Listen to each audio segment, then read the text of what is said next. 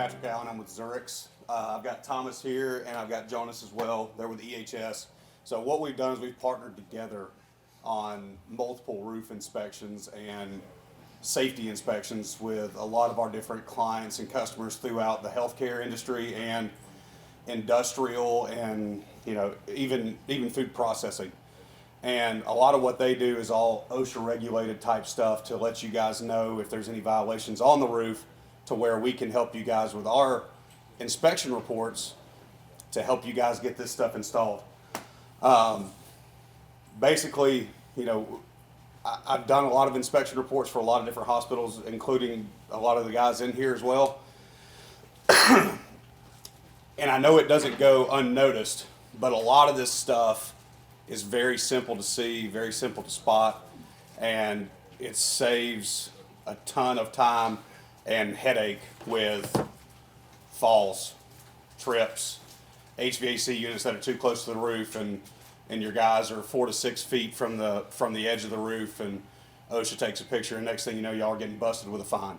So EHS has partnered with us, like I said, to come in, and as we're doing roof inspections on you guys' facility, that their cost of their inspection is built into y'all's roof inspection whenever we come out and let you guys know what's there, whether it's roof anomalies to where pitch pans are leaking or whatever it is. Their cost is going to be associated with our safety rails, our roof hatch ladders, our roof hatch safety rail that goes across it, anything safety related on the hospital to make you guys safer. And I'm going to take this time to let Jonas and Thomas kind of tell you about who they are and kind of go through their presentation with the safety spiel of things. And if y'all have any questions, this is open. So y'all ask anything that you want to know, and these guys can help you out and direct you in kind of the directions your question's intended for. So, all right. Go ahead. Sounds good. Well, welcome. My name is Jonas, and my little brother Thomas, he's 7 minutes younger than me. So we are twins, and I'll go into a little bit about our background before we get started. We've got you guys for 4 hours, right? Yeah. Well, you can stay.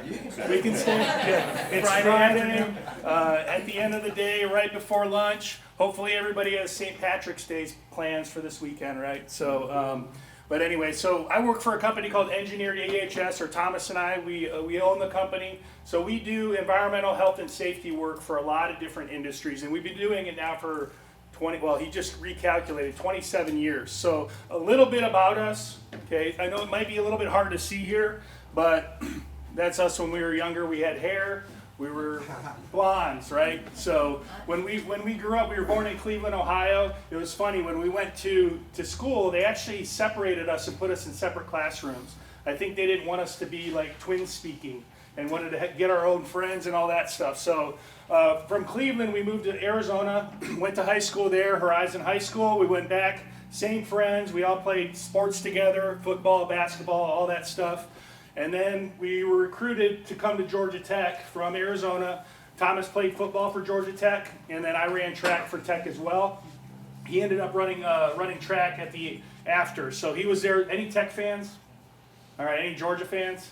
I'll tell you everywhere, right? Don't hold it against us. Yeah, don't hold it against us. It's funny, I tell this story. We do training all over the country, and we were in Washington State doing like a hazardous waste training, and we give out evaluations for everybody to see how we did, and we review them, and there was like 40 of them, and they were all good, and there was one that was like, it wasn't just one, which is really bad. It was, they wrote a 0 and a line all the way down, and we're like, what the heck did we do? So we're in Washington State. Thomas turns over the paper, and what does it say? It said, "Go Dogs." Go Dogs. So even in Washington State, yeah. So we're getting it. So yeah. So following college, I did get a chance to run in the Olympics. So I ran in the Olympics in 2000. I was a 400-meter runner. And while we were at Georgia Tech, we were national champions for the 4x4. So I'll have a little quiz for you guys at the very end. So hopefully you'll stay awake here. But we just work with different industries. So we're like the safety experts for different companies. And we've been working with commercial roofing for quite some time now, and partnered with Patrick to help with some of these inspections. And what is OSHA looking for? I always ask, is anybody from OSHA in here? Okay, good. I'm not, we're not. So this is the trust tree. So if you guys have any questions, please ask. If we can't answer it here, we'll definitely get back to you with some of the answers. So what I want to spend some time doing, well, first quiz, okay? This is a picture from a movie.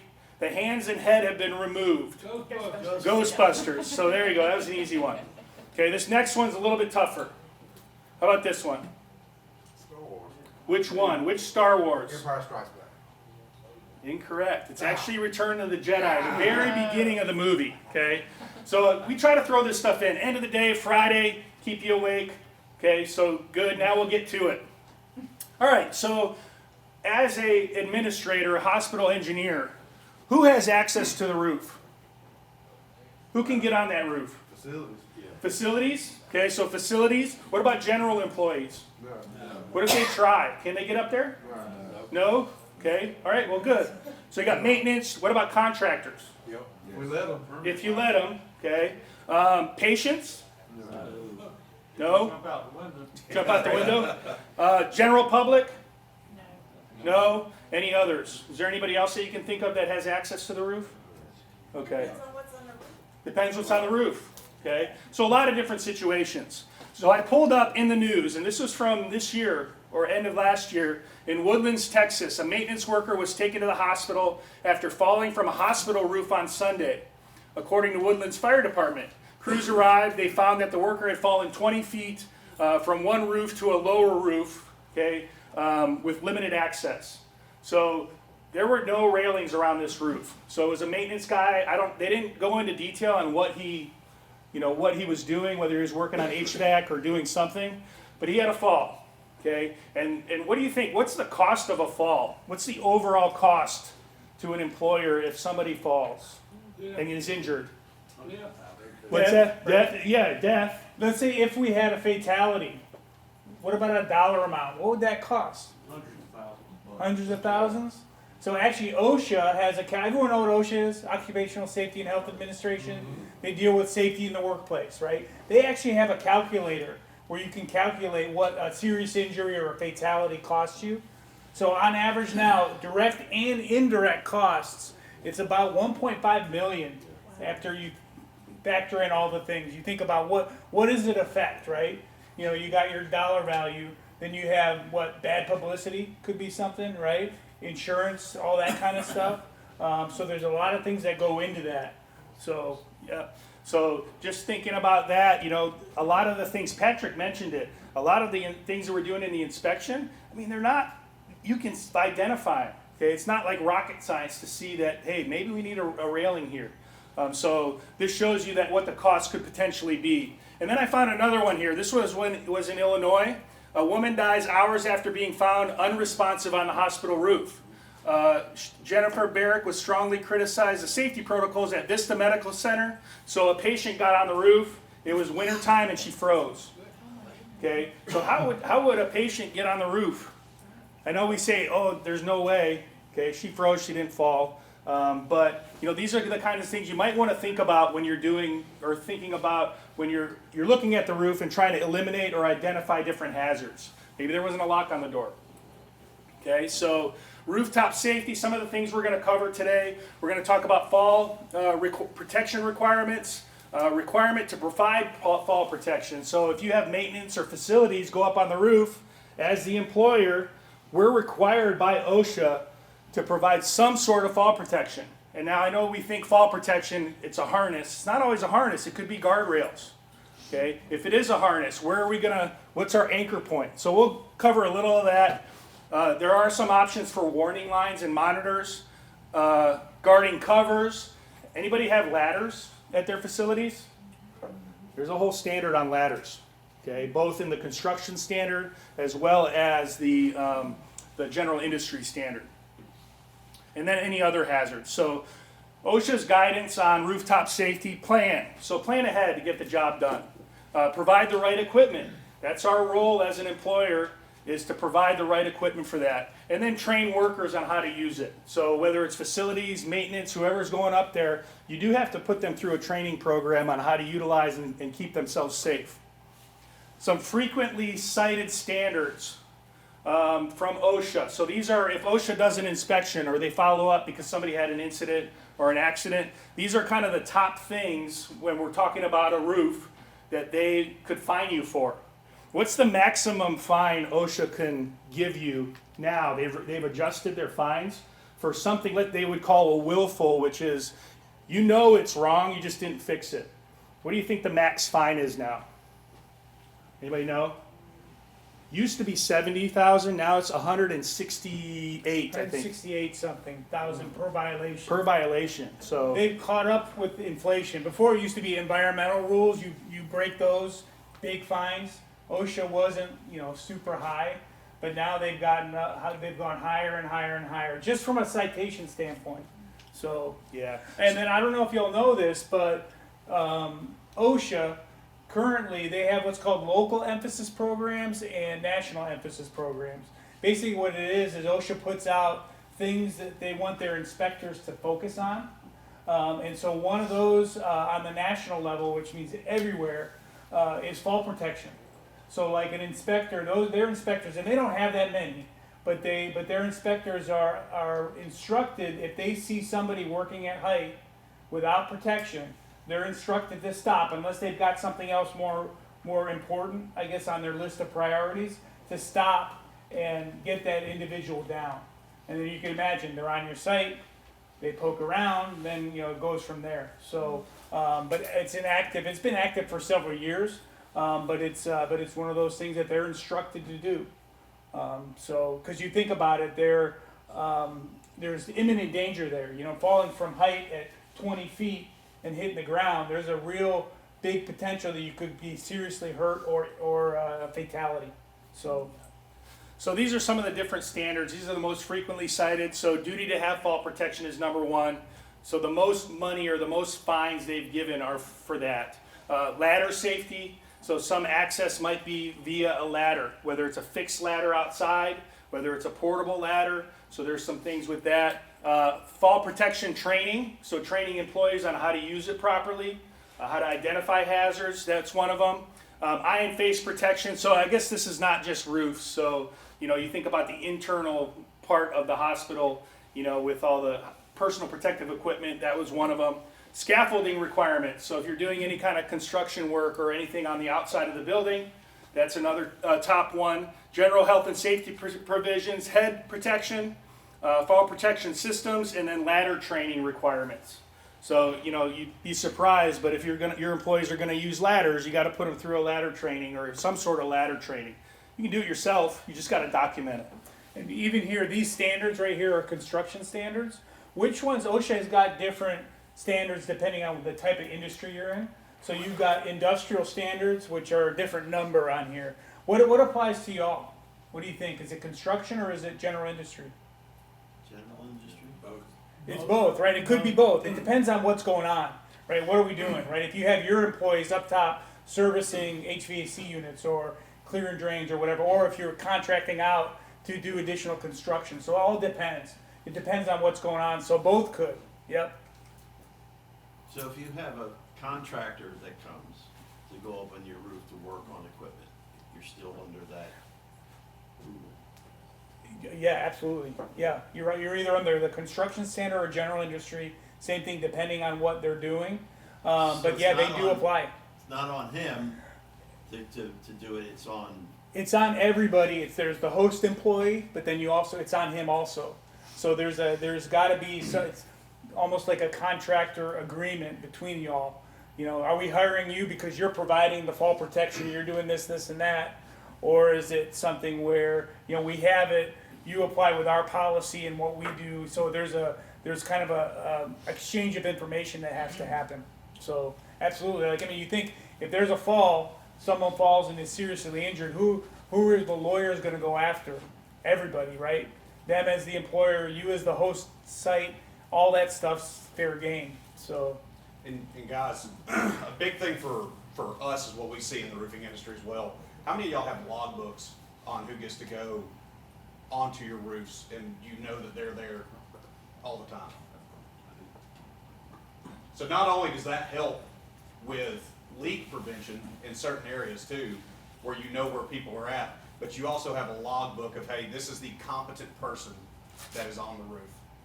Because if you just send somebody up there that, say it's one of my safety guys, majority of my safety guys have a foreman that has either an OSHA 30 or they are the competent person for those guys. So that's that agreement with us in the hospital. We have someone that has taken that OSHA class that can justify what we've taken and kind of the precautions that we're doing when it comes to roof edge safety or any other kind of safety up there. So Yeah. just be mindful of that as well. And you call it, we said it earlier, fall protection plan. You know, what is that? It's like, you know, if that's that policy that you have that you developed saying, hey, you know what, on the roof we only allow trained individuals, these people or these departments or whatever it may be, they have that additional training to be able to identify hazards and then implement like controls to control it, you know, wearing the harnesses and things like that. So that's, you know, again, that's developed for you guys, whatever your policy is. You know, that's where you want to make sure you have something solid there. What do you do if you have contractors? You know, is it, hey, get their policy? You know, we're hiring them because you know, they're the ones that are the experts in fall protection or whatever it may be. Or is it they're going to comply with our requirements? So. Yeah, I mean, you go to like their website, they have a whole section on safety that says these, our workers are gonna have this, this, and this, you know? So you're really kind of relying on them on there, but you're reviewing it, so it's up to you to make sure that you're hiring somebody that is qualified like that. So, so just some of the leading causes of work-related injuries and deaths among those on the roof. So working 6 feet or above or lower level put roof workers at a high risk of injury or illness. So there's just a lot of injuries and accidents. I know, you know, in our neighborhood, they're doing a lot of roofing now on residential. You think any of those guys are tied off? No, I mean, no. Yeah. And the thing is, why are they not? What do you think? Why? What reason? Ignorance, nothing to talk to. Ignorance could be one. Nothing to tie to, right? It's going to take some effort, cost probably. You know, I can do this really quickly. I've been on a roof for 30 years and I've never fallen. You know, so there's a lot of reasons why not to comply.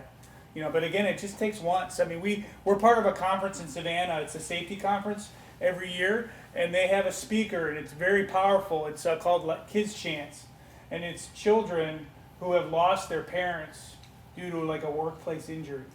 Like, talk about sad, you know, and just like really moving. But it's but again, that, you know, that's all, you know, the things that we want to try and protect against, you know, when people are on your roof, because there are hazards.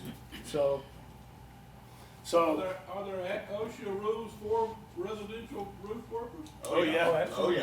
oh yeah. And a lot of guys, what they have, so you make them in the construction industry has D-rings, and I'm sure some of this stuff will come up too. But they're a flat piece of metal that you screw. You have to follow a pattern when it's installed, and that's supposed to handle a certain weight load. So residential, commercial, any kind of construction that goes on, OSHA, you have to comply with OSHA no matter what kind of construction it is, whether it's residential or commercial. So there's ways of doing it. People just say, oh, well, this takes longer, or this D-ring's in the way from where I'm trying to put shingles, or where I'm trying to put my roof, or this or that. They just have to follow the guidelines to be safe. It may cost a little bit more, but it saves you guys at the hospital, and it saves everybody else going home at the same time. So. and inspections for residential, I mean, I don't think they've ever inspected anybody in the neighborhood, right? So unless you got an OSHA inspector living there. But yeah, so it's just really like, I think they're focusing a lot on commercial now just because it's bigger. But anyway, so fall protection training, if you are going to require fall protection, you've got to train your employers or employees who are exposed to hazards. Training must address how to inspect, how to set up or erect or disassemble any kind of fall protection that you have. So different types. Okay, we'll get into now, how do we prevent some of these things from happening? Okay, and from an assessment of the roof, you know, you determine, hey, what works? What is going to be our best option for protecting those that have access to our roof? So we got personal fall arrest systems. Okay, those are the ones where you've got a harness on, you're hooked to a ring, and if you fall, you are going to fall, but it's going to stop you before you hit the ground. Correct. Okay. What are the disadvantages of that, or drawbacks? It's restrictive. It's restrictive, right? You gotta have it set up to, hey, I wanna get over here, where am I tying Board's off? not long enough. Yeah. Right, Yeah. Correct. yep, so it's restricted. What else? Anything else? Still cause entry.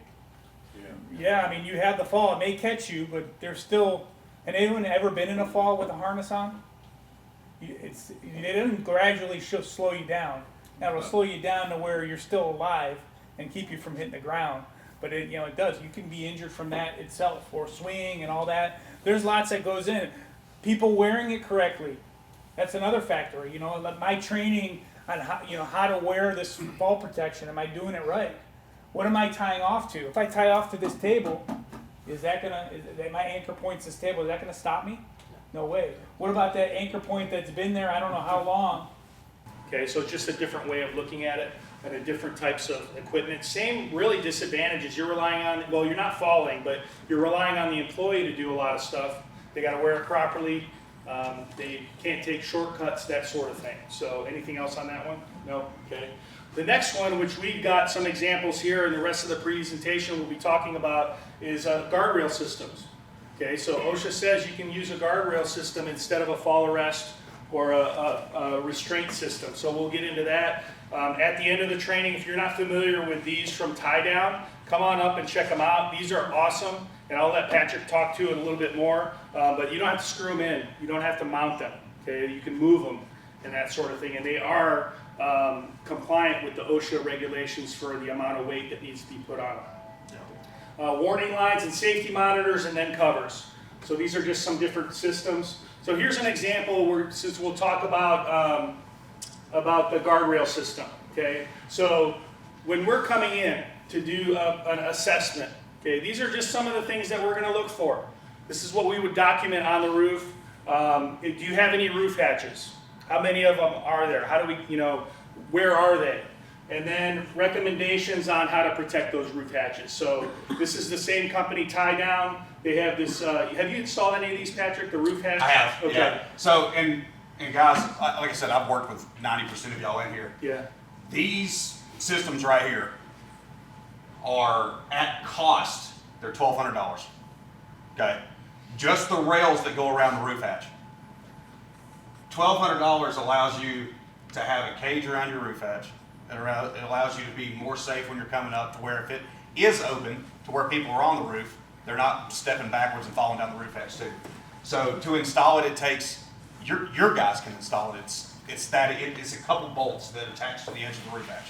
But to install it, you're looking at a total of maybe $1,800 for a roofer to install this type of thing around your system as well for your roof hatches. And they come in all different sizes. Some guys may have the roof hatches that are 20 foot long by 5 foot wide that open up like a door. Some have these that are the Bilco S20s that are just the 3x3s.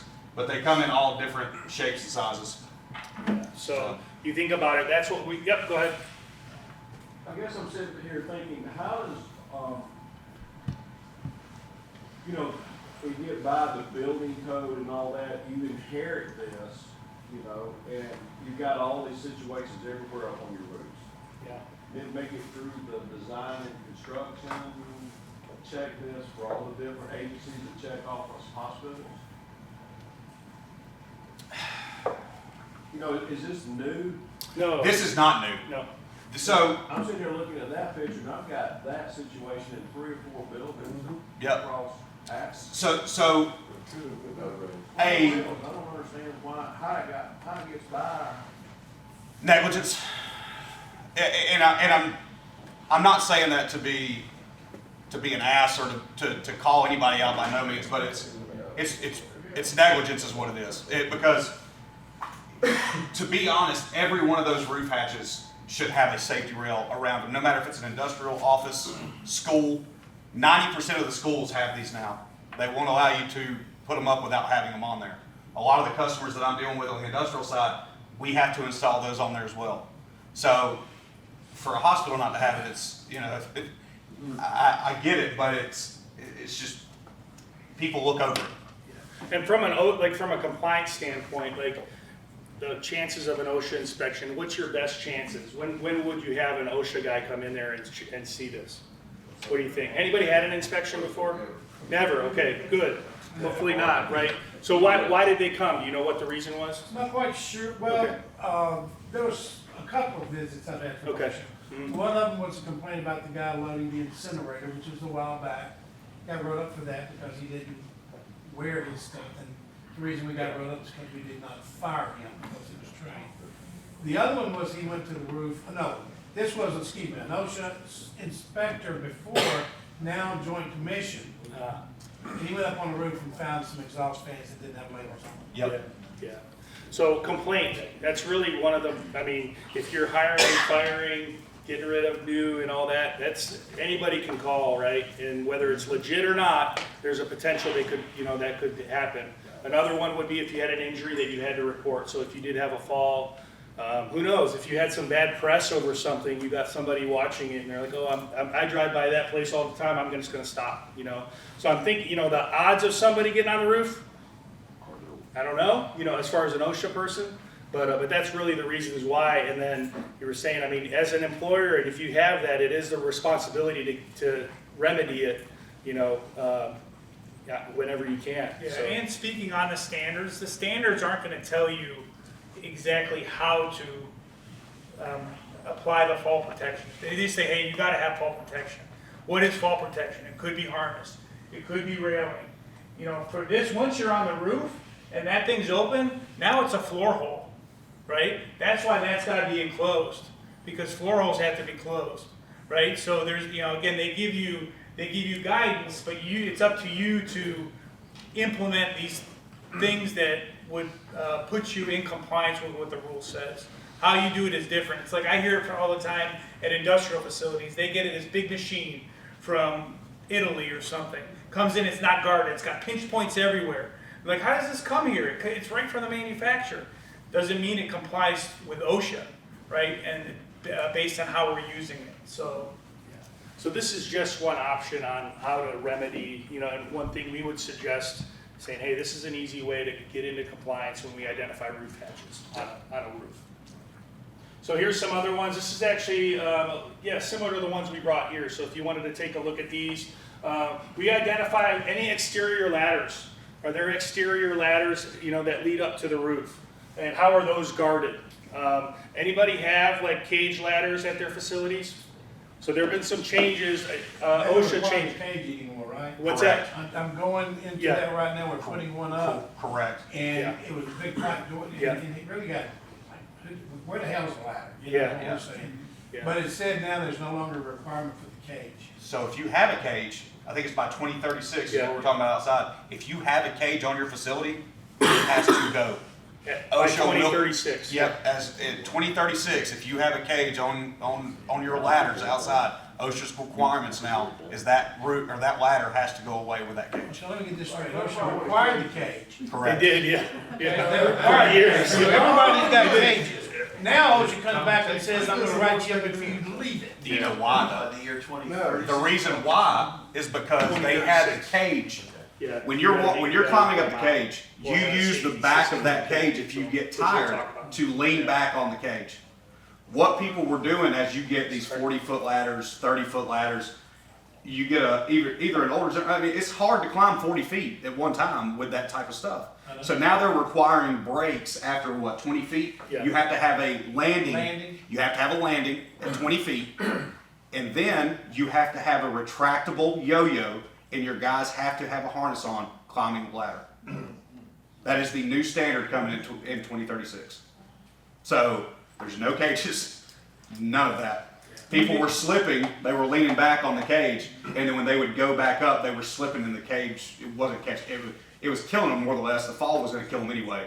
But the cage is literally throwing you around the whole entire time as you're falling. Yeah, Like a I pinball. think I measured, when I was looking at the drawings, it was like a 28-inch clearance inside. Yep. And I look at all the guys, we got work before. That's gonna be tight. I asked them if they could get a wider cage, and then that's when we found out that Yeah. OSHA doesn't put the cages in. Yeah. And OSHA doesn't move fast, right? So, and it's like they found that those cages are increased hazards. There's new technology out there and all that. So it was November of 2018 that the rule came into play. So existing ones can stay there, but if you do any kind of modifications to it, it's gotta be per the new thing, it's gotta have the fall protection on there. But if you don't do anything with it and it's still there, you have until 2036. And then that date, you gotta get rid of it. So they give you like a grace period. And then like, They'll be gone. So what if you put a sign on the house that says close after use? Once you're on the roof, close the hatch, you still gotta have the rail? Absolutely. In Spanish. Let me ask you so this. I was just curious. in the back, the question was, if you can't hear, the question was, if you close the hatch, but you had a sign, or you have a sign on there that says close after use, is that okay instead of a rail? So, Let me ask you this. How many is the danger, so? How many employees or how many guys do you have work under you? And I know that. Right now, I got 7 working on it. Okay. If you tell them to do something, do they always listen to you? Absolutely not. Okay. So you putting a sign on this, whether it be a contractor, whether it be an employee, whether it be anybody, Yeah. all it takes is a split second, and they forget. A rain comes in, and the roof hatch is open. Someone walks down the staircase, they slip and fall. Not only is the hospital liable for it, but now the contractor's liable for it. So the sign, yes, it can work, but this prevents anyone falling through. Sure. It's an extra added measure if you wanted to do it that way, but people are human. And the other thing is, like, if you're using just a ladder to get to a different level of the roof, anyone know what practice is for that? How high above the next level that you're getting onto, it's gotta be 3 feet, right? So without that cage around there, we don't have that.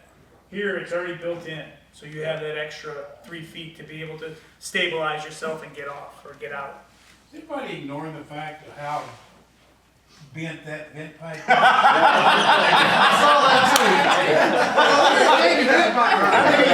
That's what the great one did. It's all about recognizing hazards. They were grabbing it to come up out of the ladder. somebody back there had a hand, I can't remember, did anybody? Yep. 3, I was showing you 3 feet. Oh, 3 feet, okay, okay. But again, evaluate the hazards. You know, you see that. All right, so here's, we're talking about ladders. If you need more information on the ladders, we'll have our cards up here. You guys can take our cards, and there's a lot of documentation on that. But if you have specific questions, I know it gets a little tricky sometimes. Now, you can outfit some of those ladders what they call like a ladder safety system. Anybody have a ladder safety system in their facilities? It's basically a little track that you hook on, and it follows you up the ladder and prevents you from falling down. So I think 3M might make one. Does Tie Down have one? Tie Down has one Okay. as well, yeah. Yeah, so there's some good videos on that if you want to retrofit that ladder until you. It's like a diaper. This is basically what it is with a safety retention clip and a yo-yo on it. It literally follows you all the way up. Does that change if the ladder goes out like this as opposed to straight down? No. So to answer your question, you don't have to have one if you're putting up just an extension ladder. Okay. Okay? Yeah. Well, if this is a built-in ladder that's gonna be actually coming down at an angle as opposed to So it's straight more down. like steps. It's more like steps. Okay. With rails. Well, that's an alternative to ladder, right? Is having steps with rails. So that's a different one, and I think I've got a picture of something I here. just wanna make sure we're. Yeah. That's what we chose, and I just wanna make sure. Yeah. So I have a quick question on your last slide. Okay. The one on the left? No, Oh, sorry. okay, yeah. The one on the left is, I see that coming up, so our cage at our facility has, you go up and then you've got something like that at the top. Is that required, that apparatus, as they step on the roof? So what they're doing this for is OSHA's got a rule about being close to that edge, right? So if I approach that ladder and I'm unprotected without any fall protection within a certain distance, was it 6 feet? 8 feet. Or 8 feet, I'm already unprotected. So this is long enough to where I get in there, I got railings around me, basically is what it is. So, So as long as you're inside that rail system there, you don't have to be tied off. So that's, Right. that's required. If you don't have additional safety that goes around the roof, yes. Okay. Yes. Yeah, that little parapet or up here, I'm assuming the behind there is more than 4 feet, right? So if you're outside of that, unprotected, you know, that's what that's. Is there a, Penetration in the roof for that? Is there a what? Is the roof penetrated? No. So you can do them that way, and we're gonna get to that too. These systems here, I'm about to install one on a hospital as well. These systems, these plates weigh anywhere from 75 to 100 pounds apiece. They have a certain wind rating. They have rails. They come in 10-foot sections. Okay. What they end up doing, I think we charge, right, it's anywhere, on a budgetary status, you go anywhere from $40 a foot to $45 a foot for the safety rail system for around the roof. Now there's many different types of how you can do it too. You can identify it with a yellow paint system that like a cover tape, and roofing manufacturers make that too. It's not as good as this, and you can't use these to tie off to, but this gives you an added extra if someone's walking backwards, instead of just seeing the yellow tape. Oh shit, I'm 6 feet, you know.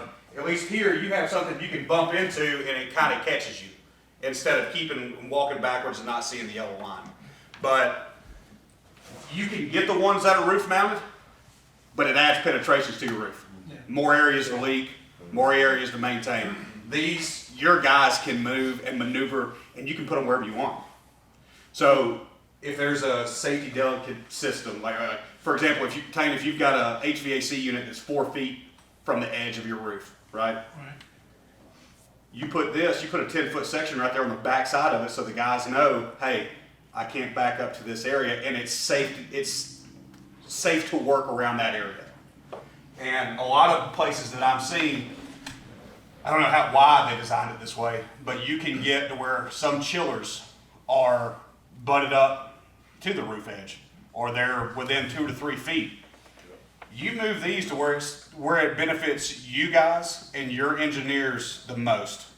You can have them everywhere, but that's just an added cost as well. So, is there a height of a parapet wall that would eliminate the need for tiles? 4 feet. As long as it's 4 feet, then you don't need tiles. 4 feet tall. 4 feet to, yep. What's the distance to the edge? So the distance to the edge, I don't think it matters on the as long as you have a 4-foot parapet.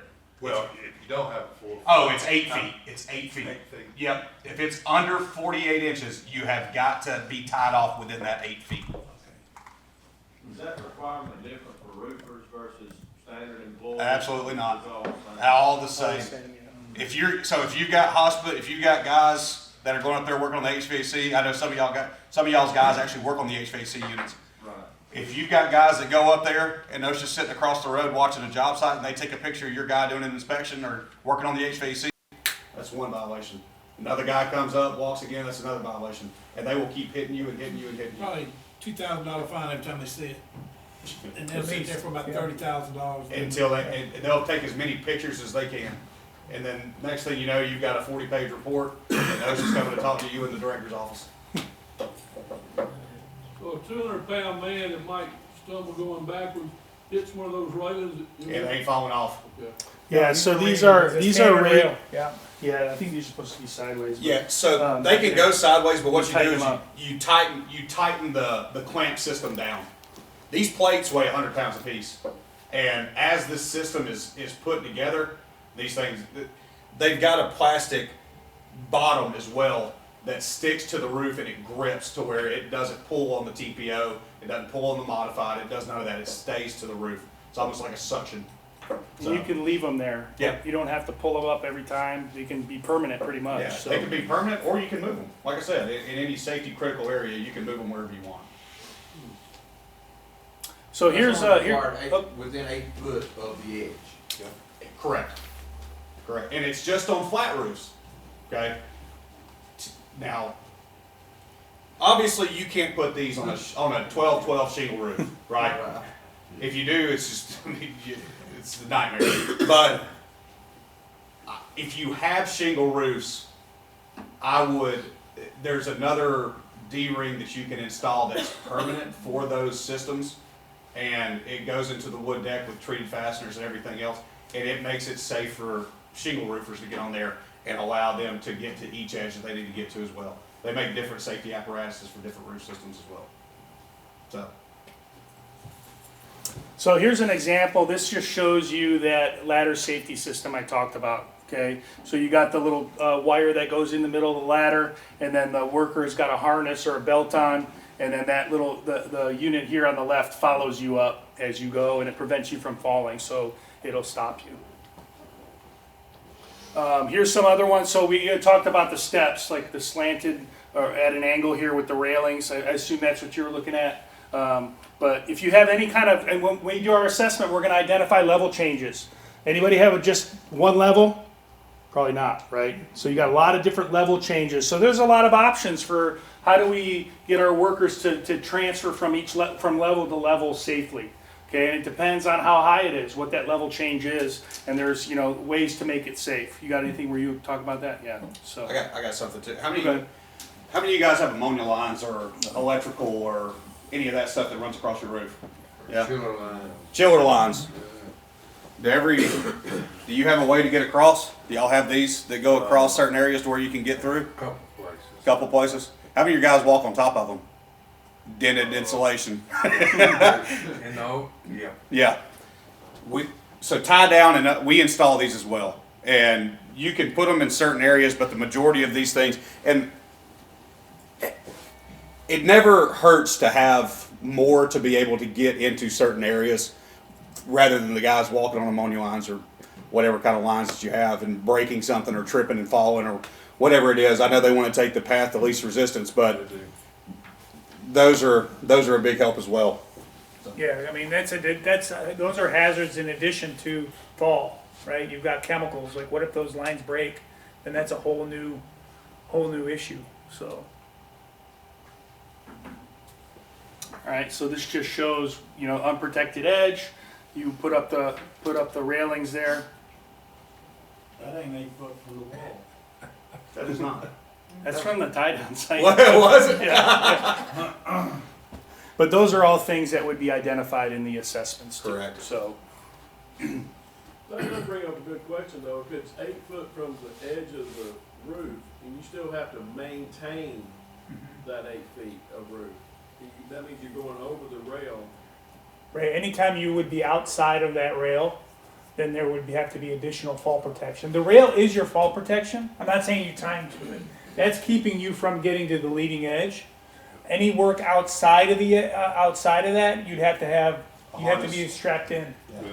So, yeah. Which is probably gonna be the roofing company that comes out. Correct. Right. Correct. Yeah. Yeah. So it would be anytime that we come out, we would have to either pick a section up. We would have to be fully tied off with a fall restraint, and then that's how we're working on the outside, either on waterproofing or setting up a swing stage to clean windows or doing the caulking in the brick or expansion joints, any of that stuff, and that's where we would be fully tied off. Yeah, but like having these, let's say you got your HVAC unit somewhere, on the roof, you have a pathway, it's all surrounded by this, any work inside there, you're good. Yeah, you're covered. And you can have, that's, instead of having to tie off, Right. and those might be your facilities guys that are doing it and maintenance. So this way it adds protection, and they don't have to do. because this is your fall protection. Yeah. It's preventing that fall from happening even. And then there's I will say that if you don't have much distance, like you mentioned, between the wall and the air handler, Yeah. you gotta work on that side, you gotta turn that unit off. Because, I had a friend he was on the GM building up, automotive, up in, off of 285. Norville. Toward Albany. He was up there and he was on the suction side, and he was wanting to he opened it, but he was wanting to close it. His tie got caught in the door. And he was trying to pull out, and he ended up falling down, but, he wasn't strong enough to pull that suction door back, so he was pretty panicked there, He couldn't figure out how to do it. Yeah. He wasn't that close to the wall, but these units, if you get a power side, the plus side, it could tumble you off the roof pretty quick. Oh, absolutely. So you gotta be real careful working around with it turning on and open.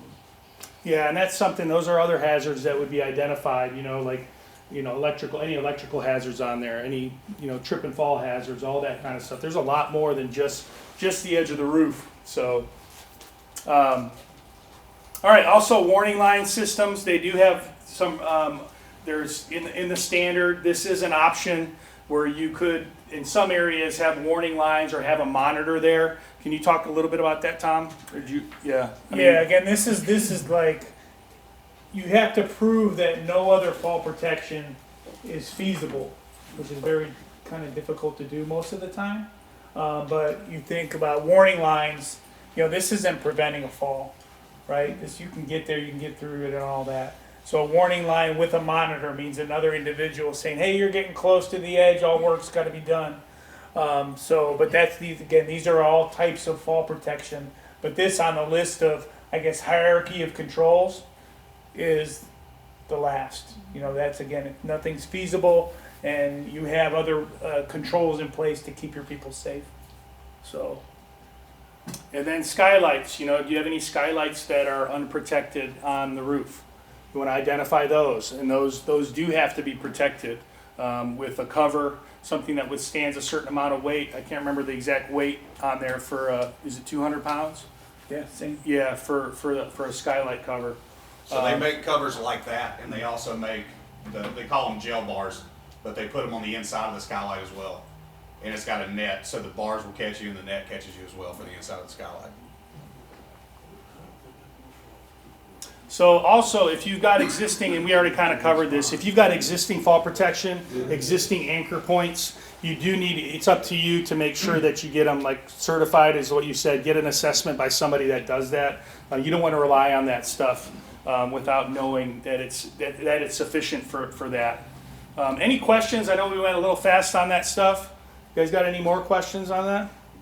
And that's the thing, there's so much technology out there. There's new ways of doing things. Like we talked about the parapet wall. Well, what if it drops down below that, in a certain area? It's not uniform all the way around. What do I do if I'm working there? They actually have anchor points that will hook onto that wall. Yep. And you can use as an anchor point. So there's a lot out there that, again, depending on what your application is and what you're doing, there would be something that could be addressed, and your people could be working safely.